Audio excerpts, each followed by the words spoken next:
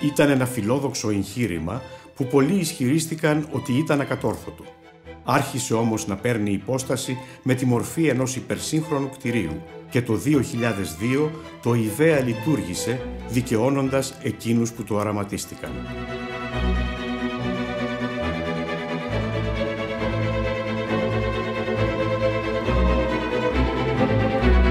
Το Ίδρυμα Ιατροβιολογικών Ερευνών της Ακαδημίας Αθηνών, 10 χρόνια μετά από την ίδρυσή του, έχει αναδειχθεί σε πρότυπο ερευνητικό κέντρο με επίζηλη θέση στην Ελλάδα και την Ευρώπη.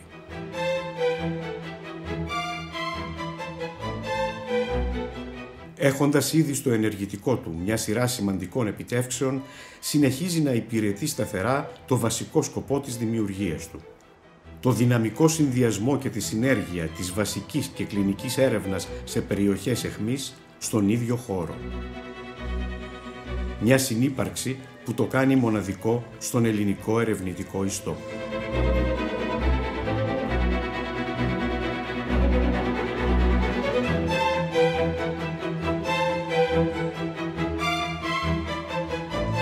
Προσανατολισμένο σταθερά στην επίτευξη επιστημονικής αριστείας και στελεχωμένο με αφοσιωμένους ερευνητές, το ΙΒΕΑ προσφέρει υψηλής ποιότητας υποδομές και το ιδανικό ανθρώπινο περιβάλλον για την κατάρτιση νέων επιστημόνων.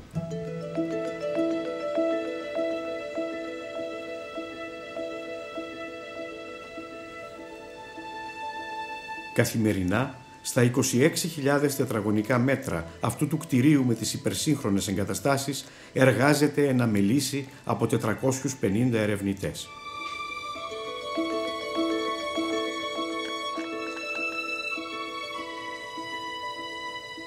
Το ΙΒΕΑ δεν κοιμάται ποτέ. Όλο το 24ωρο, 7 ημέρες την εβδομάδα, συναντά κανείς στα εργαστήρια ομάδες από νέους ερευνητές που ασταμάτητα κάνουν πειράματα προσπαθώντας να δώσουν απαντήσεις σε ιδιαίτερα απαιτητικά βιολογικά ερωτήματα. Η έρευνα δεν είναι παιχνίδι για ερασιτέχνες. Απαιτεί πνεύμα επαγγελματισμού και είναι επίπονη και χρονοβόρα.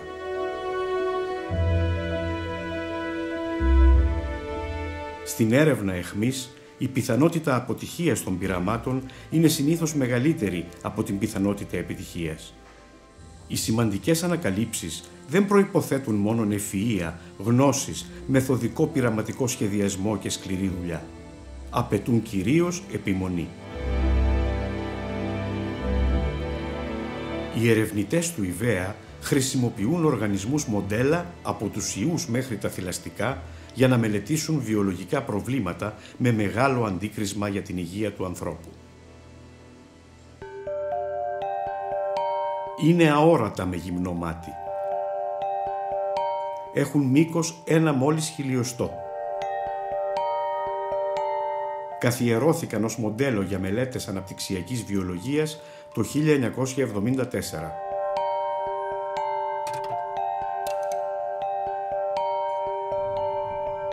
Αυτά τα μικροσκοπικά νηματώδη σκουλίκια C. elegans χρησιμοποιούνται από ερευνητές του ΙΒΕΑ κυρίως για τη μελέτη των μοριακών μηχανισμών της γύρανσης. Η δροσόφυλλα, η μικρή μύγα του ξυδιού, είναι το πρώτο και πιο γνωστό μοντέλο γενετικής ανάλυσης από τις αρχές του 20ου αιώνα. Στο εργαστήριο, οι μύγες αναπτύσσονται μέσα σε φυαλίδια και περνούν από τα στάδια του εμβρίου, της προνύμφης, της νύμφης και του τέλειου εντόμου. Μεταλλαγμένες μύγες επιλέγονται για διασταυρώσεις και έμβρια συλλέγονται από εποαστικούς θαλάμους για να υποβληθούν σε μοριακές μελέτες.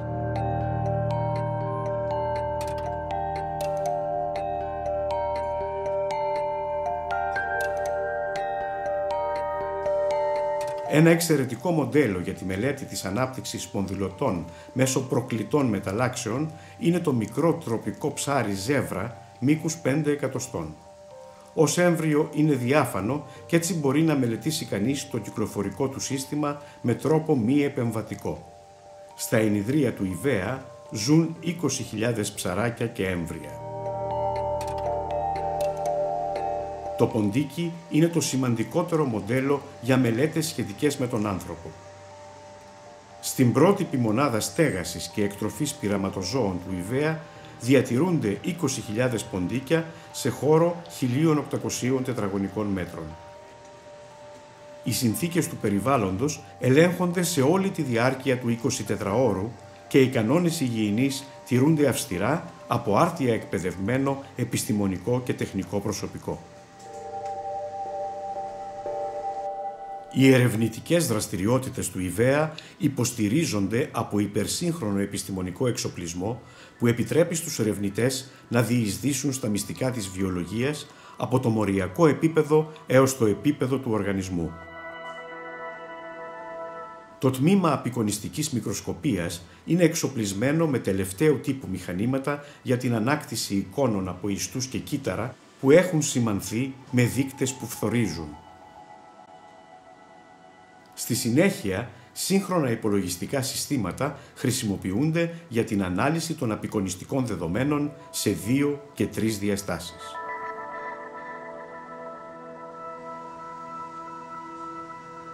Στο τμήμα πρωτεομικής ανάλυσης, πολύπλοκα μηχανήματα διαχωρίζουν και ταυτοποιούν χιλιάδες πρωτεΐνες από βιολογικά δείγματα.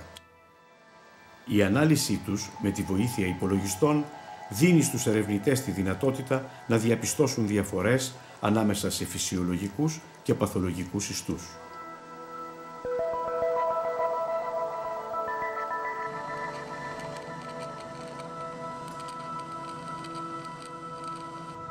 Ένα ακόμα πολύπλοκο μηχάνημα που λειτουργεί με συνδυασμό ακτίνων λέιζερ και παλμών μαγνητικού πεδίου επιτυγχάνει το διαχωρισμό μεταξύ φυσιολογικών και καρκινικών κυττάρων, τα οποία έχουν σημανθεί με διαφορετικά χρώματα.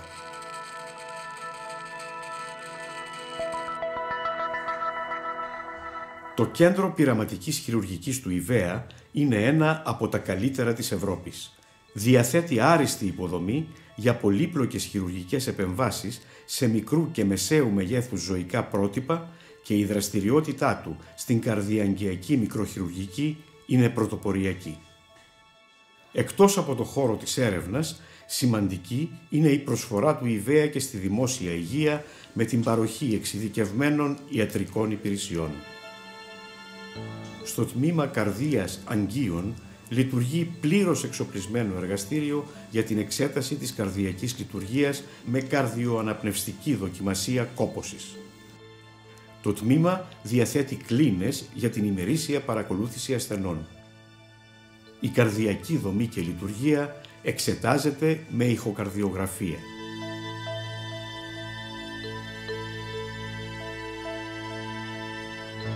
Η ποζιτρονική τομογραφία είναι η πιο σύγχρονη απεικονιστική διαγνωστική μέθοδος της πυρηνικής ιατρικής με εφαρμογές κυρίως στην ογκολογία.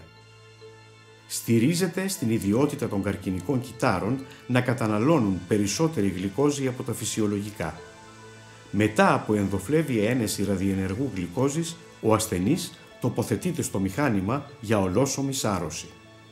Η μέθοδος, σε συνδυασμό με αξονική τομογραφία, παρέχει εικόνες υψηλής διακριτικής ικανότητας για τον εντοπισμό πιθανής κακοήθειας.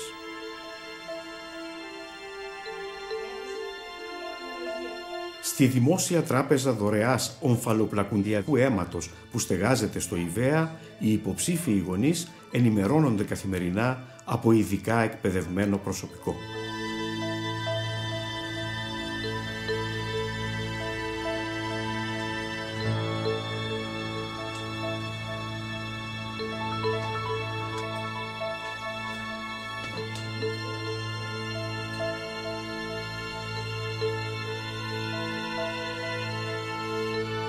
Στα εργαστήρια της τράπεζας καταλήγουν οι μονάδες αίματος που έχουν εγκριθεί ύστερα από έλεγχο ποιότητας και είναι έτοιμες για περαιτέρω επεξεργασία. Μετά την απαρίθμηση των κυττάρων, οι μονάδες παραλαμβάνονται από το αρμόδιο προσωπικό μέσα σε δωμάτια υψηλής καθαρότητας. Εκεί διαχωρίζονται τα αρχαίγωνα αιμοποιητικά κύτταρα που θα χρησιμοποιηθούν για μεταμοσχεύσεις και τα λεγόμενα μεσεγχηματικά κύτταρα που έχουν χρήση στην αναγεννητική ιατρική. και τα δύο είδη κυτάρων αποθηκεύονται για δεκαετίες στη μονάδα κρυοκατάψυξης σε θερμοκρασία πλην 192 βαθμών Κελσίου σε μεγάλες ξεχωριστές δεξαμενές που περιέχουν υγρό άζωτο.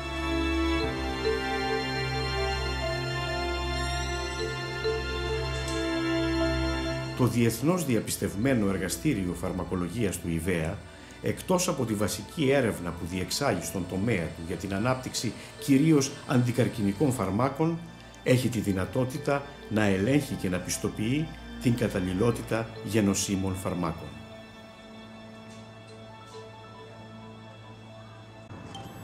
Το Κέντρο Επιπτώσεων του Περιβάλλοντος στην Υγεία χρησιμοποιεί όργανα υψηλής τεχνολογίας για μετρήσεις του ατμοσφαιρικού περιβάλλοντος.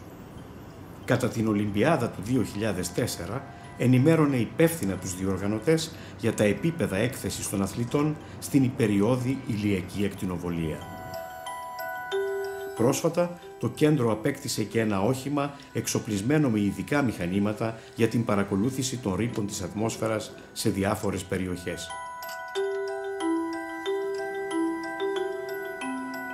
Η οικονομική αξιοποίηση των ερευνητικών αποτελεσμάτων και η διαχείριση των εσόδων από παροχή ιατρικών ή άλλων υπηρεσιών είναι αρμοδιότητα της εταιρείας ΙΒΕΤ που ανήκει στο Ίδρυμα. Το προσωπικό της έχει την ευθύνη της επικοινωνίας με πρόσωπα και φορείς για θέματα σχετικά με την παροχή υπηρεσιών υγείας.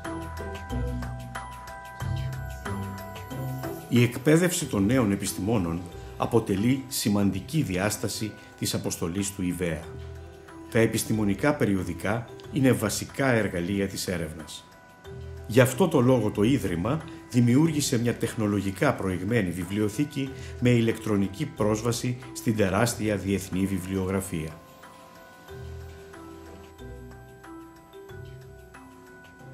Τον εκπαιδευτικό ρόλο της βιβλιοθήκης συμπληρώνει η άριστα εξοπλισμένη αίθουσα τηλεδιάσκεψης που επιτρέπει στους ερευνητές να επικοινωνούν χωρίς σύνορα και σε πραγματικό χρόνο με συνεργάτες από όλο τον κόσμο. Το άρτια εξοπλισμένο αμφιθέατρο του Ιδρύματος, που φιλοξενεί εκπαιδευτικές δραστηριότητες και επιστημονικές εκδηλώσεις, είναι ο χώρος συνάντησης και διαλόγου ανάμεσα σε γενιές επιστημόνων. Εκείνων που καθόρισαν τα πρώτα 10 χρόνια της πορείας του και εκείνων που υπόσχονται μια ακόμα καλύτερη συνέχεια για το μέλλον. Γιατί σε τελευταία ανάλυση, εκείνο που δίνει νόημα στο ΙΒΕΑ δεν είναι μόνο το κτίριο και ο εξοπλισμός του, αλλά οι άνθρωποι.